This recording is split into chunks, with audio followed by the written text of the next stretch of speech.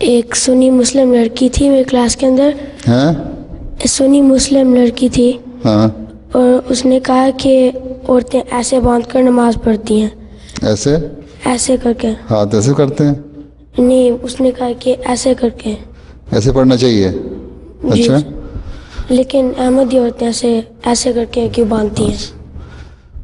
اصل چیز یہ ہے کہ جس میں زیادہ جس طرح نماز پڑھی آن حضرت صلی اللہ علیہ وسلم نے، جو ہم تک روایتیں پہنچیں وہ یہ ہے. یہاں تک نہیں پڑھتے، بعض یوں کر کے پڑھتے ہیں ذرا سا اوپر رکھ کے ہیں، بار یہاں پڑھتے ہیں، بعض بالکل نیچے لا کے پڑھتے ہیں. تو تینوں صورتوں میں ہاتھ باندھے ہوئے ہیں جائز ہے، لیکن زیادہ تر یہی ہے اس طرح پڑھنا، کیونکہ اس زمانے میں یہ تو حضرت صلی اللہ علیہ وسلم کے روایتوں سے بھی ملتا ہے کہ اس طرح پڑھا کرتے تھے. اور حضرت مسیح موعود علیہ السلام بھی اسی طرح پڑھا کرتے تھے، کہ یہاں رکھتے تھے ہاتھ اس طرح انگلیاں اس جگہ. ویسے وہ بھی غلط نہیں ہے.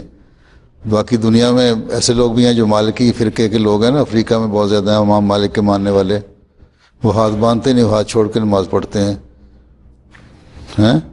اذان بھی دیتے ہیں تو کانوں میں انگلیاں نہیں ڈالتے. تم جا کے دیکھو افریقہ میں بہت سارے جگہوں پہ، تو اذان دے رہے ہوں گے تو دیوار کے سہارے ایک آدمی کھڑا ہوگا یوں کر کے ہاتھ نیچے رکھے ہوں گے، اذان دے رہا ہوگا. تو وہ اس لیے کہ حضرت امام مالک کو پہ جو ظلم ہوئے تھے اس کی وجہ سے ان کے ہاتھ معذور ہو گئے تھے، اٹھا نہیں سکتے تھے. جب وہ اٹھا نہیں سکتے تھے تو ان کے ماننے والے سمجھے کہ شاید یہی اب شریعت بن گئی ہے.